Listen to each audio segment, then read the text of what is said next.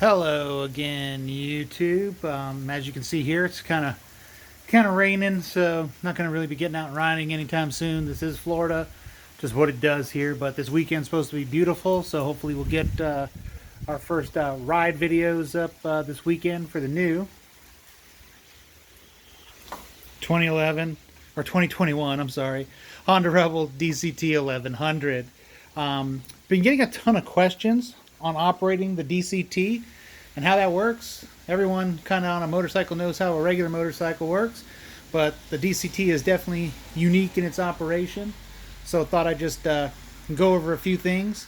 Please, I apologize for the state of the garage here. We're doing some construction in the house, so got a little bit of a mess here, but you can see back there is the old Rebel 500, my 2018 Harley FLHC S, and the Rebel 1100. So let me go over a few things regarding the DCT.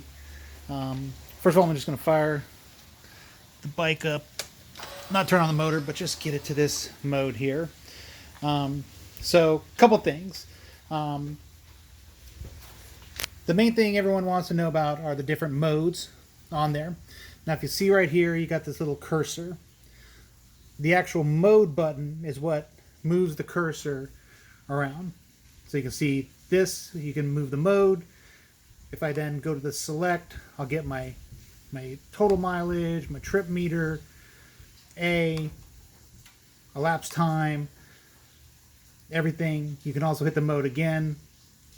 I'm sorry, that wasn't a trip meter before, that was a bunch of other data. This is now the trip A. And then you also have your trip B meter here as well. But as far as the DCT operation goes, couple things. The biggest question I have gotten is, does it creep? So like when you're in an automatic car and you let your foot off the brake, the car's in drive, the car will creep forward. On the bike, it absolutely does not. So essentially, as long as you give it zero throttle at a stop, it is like it's in neutral. Now, if you go to rev it and make that mistake, the bike's going to try to take off on you. So the one thing you absolutely do not want to do is rev it at a stop. However, if you got a nice aftermarket exhaust, you're just feeling like revving it, you can quickly hit the button to put it into neutral. Of course, the neutral indicator will come on the screen, and then you can rev it to your heart's content. One thing, obviously because the bike is a DCT, when you put it, when you turn it off, it automatically selects neutral. So you cannot park this bike in gear. Therefore, this unique thing that for a while I saw it on the videos, I didn't know what it was. This is a parking brake. Essentially, you can see right now, it's got a light that it's on. It's pulled up. To disengage it, you have this button on the side here. And you can see that it's red. So you just want to lift it up again. I'm trying to do this one-handed. It'd be much easier two-handed. And push in the button. And that releases the parking brake. To set it, just like pulling up on the handle in your car. Pull it till it clicks, the button pops out, now you have the parking brake set. As far as the DCT goes, once you fire the bike up, so it's always going to start in neutral. Once you fire the bike up, until you raise the kickstand, you cannot put the bike in gear. If you put the kickstand down, the bike will automatically find neutral. It'll automatically go to neutral. But once you're on the roll, or once you put the kickstand up, you can then just put the bike in drive by selecting the drive button. And depending on the mode you're in, off you go. Bike will shift gears. The rain mode, it's funny, when I took this home, I had never driven anything like this, so I wanted to try the rain mode just to start. And it's really docile. Rain mode is the minimum power, the maximum, they call it torque control, but it's traction control. And, minimum engine braking, of course, in the rain. Engine braking, for those that don't know, is how much the bike will decelerate just by letting off the throttle. And, of course, if you have a lot of engine braking, that's going to the rear wheel. You can lock up the rear wheel pretty easy. So it minimizes that for driving in conditions like this, when it's wet. So that's what your rain mode does. There's actually a third part to this that you don't see. Because it's the same for all the settings except your user setting, and that is the DCT level. I'll show it to you on the user mode. The DCT level is as far as I can figure out so far, because the manual does not even tell you, and I'm the guy that reads the manual, but as far as I can tell, that's the shift point. That's where it revs to before the bike actually will shift. Then next mode here, let's go through them. So in order to change the modes, this is what I had to figure out on the ride home with no manual. The first thing you want to do is hit the mode button, and again, the mode button moves the cursor here, and you'll hit the mode button till you actually see it up here on the ride modes. So now you can see the cursor up there. Once you're on the ride modes, then you can just hit the select button. So you got user. Let me get this to focus. There we go. So sport. So starting with sport, maximum power, minimal traction control, but traction control is still on. And your engine braking is, 2/3 of the way for your engine braking there. Standard, which probably going to be the mode I would guess most people are going to ride in most of the time. You can see it's all kind of 2/3 power, 2/3 traction control, 2/3 engine braking. And rain mode, again, minimum power, maximum traction control, minimum engine braking. And then, of course, there's a user mode. So I went in the user mode. One of the things that on the user mode that I said, you can see it's maximum power, minimum traction control, but the traction control is still on. You can turn off the traction control, and I'll show you how to do that. You can turn it off completely, and then the engine braking. So to set this, now let me remember how to do it.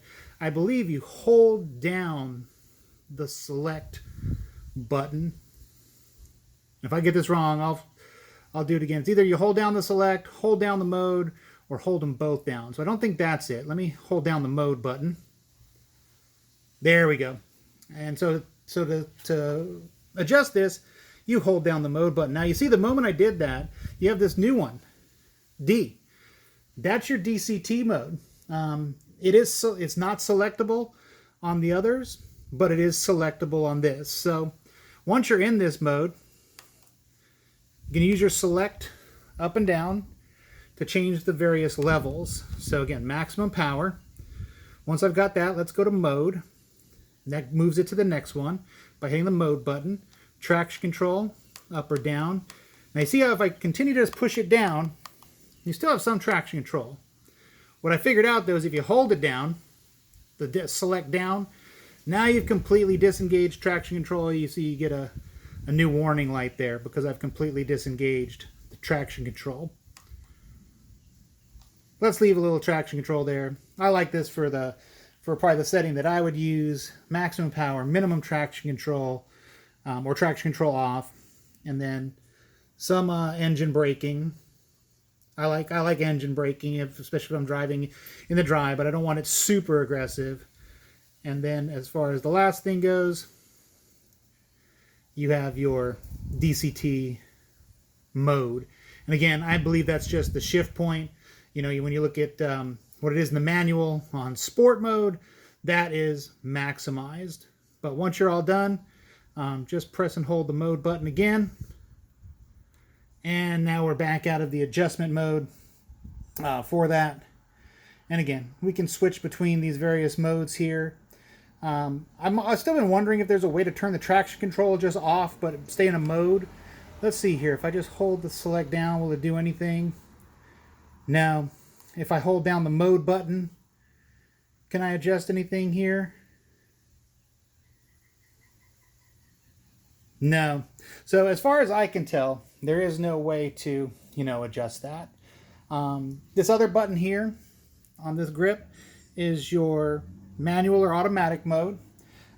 Even if you're in an automatic mode, you can always shift with the paddles. You can override whatever it's doing. It will go into a mode where, of course, the minus is back here. That's your downshift. And then up front is your upshift. So it's both on this, left hand. You'd shift up and down with your left hand, index finger and thumb on that. Now, even if it's in automatic mode, that mode will override it. So, if you're coming up to a turn and you want second gear, you can pop it down.